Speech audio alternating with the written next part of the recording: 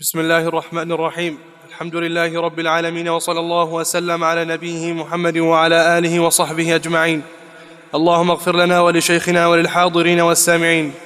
قال شيخ الإسلام محمد بن عبد الوهاب رحمه الله تعالى في رسالته 6 أصول عظيمة مفيدة: من أعجب العجاب وأكبر الآيات الدالة على قدرة الملك الغلاب 6 أصول بينها الله تعالى بيانا واضحا للعوام فوق ما يظن الظانون، ثم بعد هذا غلط فيها كثير من أذكياء العالم وعقلاء بني آدم إلا أقل القليل.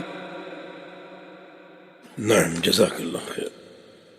الحمد لله رب العالمين، والصلاة والسلام على أشرف الأنبياء والمرسلين نبينا محمد وعلى آله وصحبه وأهل طاعته أجمعين. أما بعد، فقال المؤلف الشيخ محمد بن عبد الوهاب إمام الدعوة السلفية في كتابه 6 أصول عظيمة مفيدة: من أعجب العجاب وأكبر الآيات الدالة على قدرة الملك الغلاب 6 أصول بينها الله تعالى بيانا واضحا للعوام فوق ما يظن الظانون. کتاب کے نام سے واضح ہے. 6 کا معنی کیا ہے؟ 6.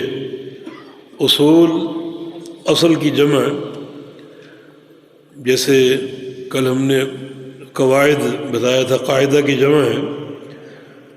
اصل یا قاعدہ وہ ایک بڑا اصل ہوتا ہے جس سے بہت سے مسائل اور فروع حاصل ہوتی ہیں.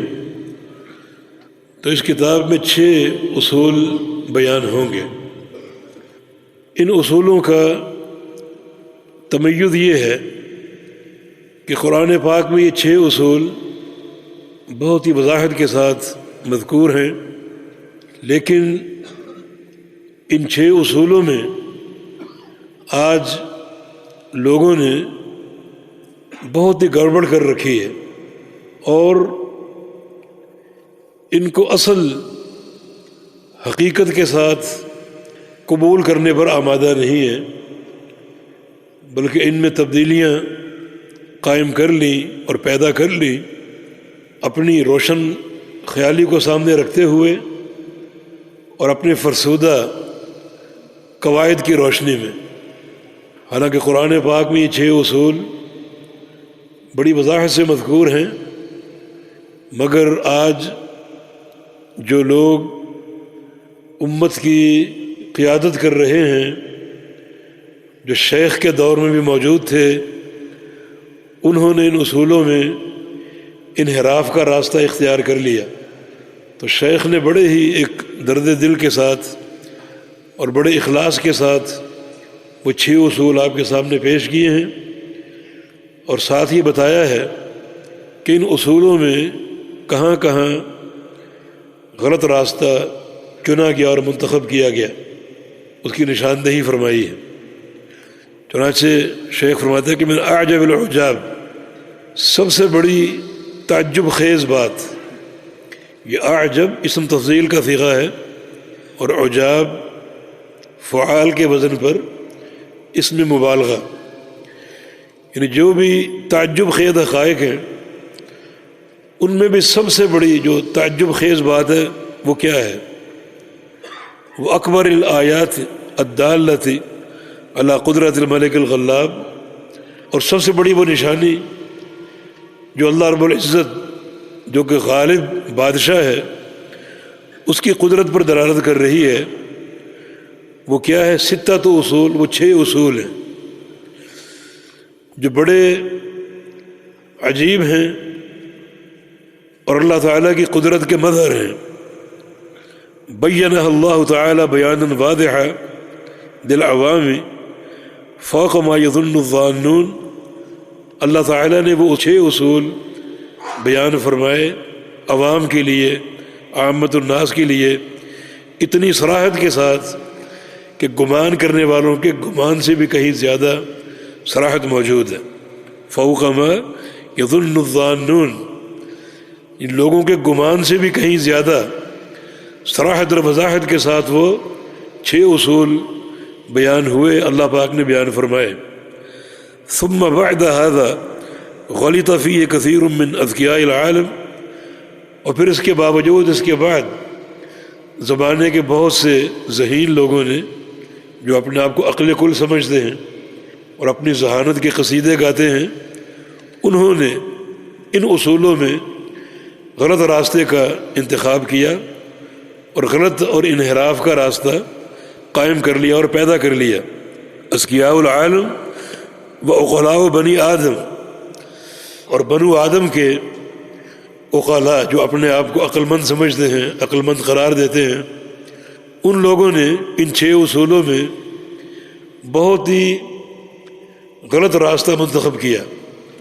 شیخ یہ فرمانا چاہ رہے ہیں کہ اللہ رب العزت نے وہ 6 امور اور وہ 6 اصول بڑی وضاحت سے بیان فرما دی ہے، اس طرح کہ عامت الناس بھی اسے سمجھ سکیں۔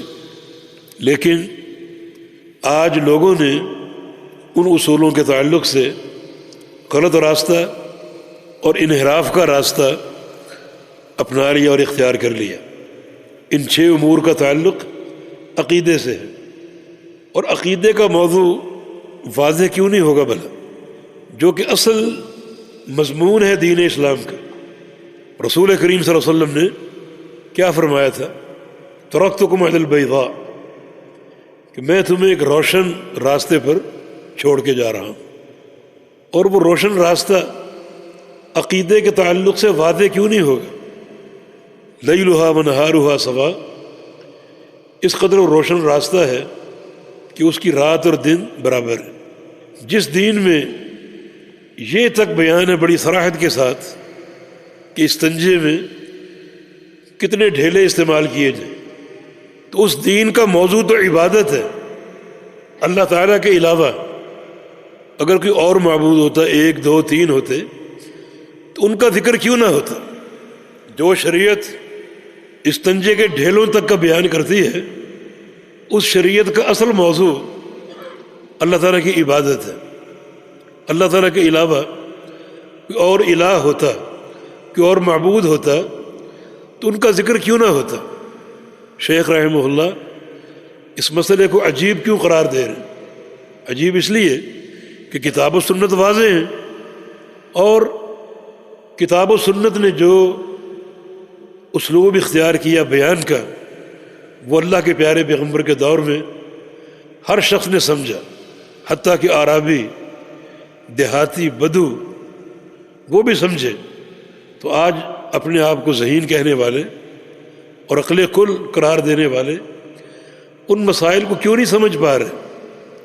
ان میں الحاد، انحراف اور غلطی کا کیوں شکار؟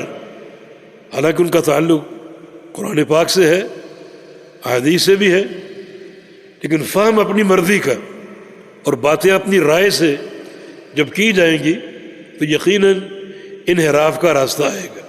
آج قرآن پاک کے ساتھ جو اکثر لوگوں کا تعلق ہے وہ ایک قرأت کی حد تک، قرآن کو پڑھنا، تجوید اور مخارج میں بڑی شدت پیدا کرنا ہونی چاہیے۔ مد کہاں ہے اور شد کہاں ہے، اخفاء کہاں ہے، اظہار کہاں ہے، ٹھیک ہے، لیکن یہ کتاب تدبر اور فہم کی کتاب ہے، فہم کا فقدان ہے۔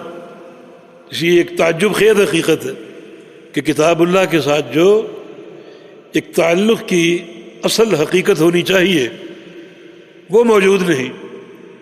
لہذا ان 6 اصولوں میں جو کتاب و سنت میں خوب وضاحت سے بیان ہے، لوگ آج غلطی کا شکار ہو چکے، تو شیخ نے ان اصولوں کو بیان کر کے ہمیں آگاہ کیا، متنبہ کیا کہ ہم اس حوالے سے پوری طرح چوکنے رہیں، ہوشیار رہیں، تاکہ لوگوں کی سازش اور الحاد ہمیں کسی طرح ورغلا نہ سکے اور گمراہ نہ کر سکے۔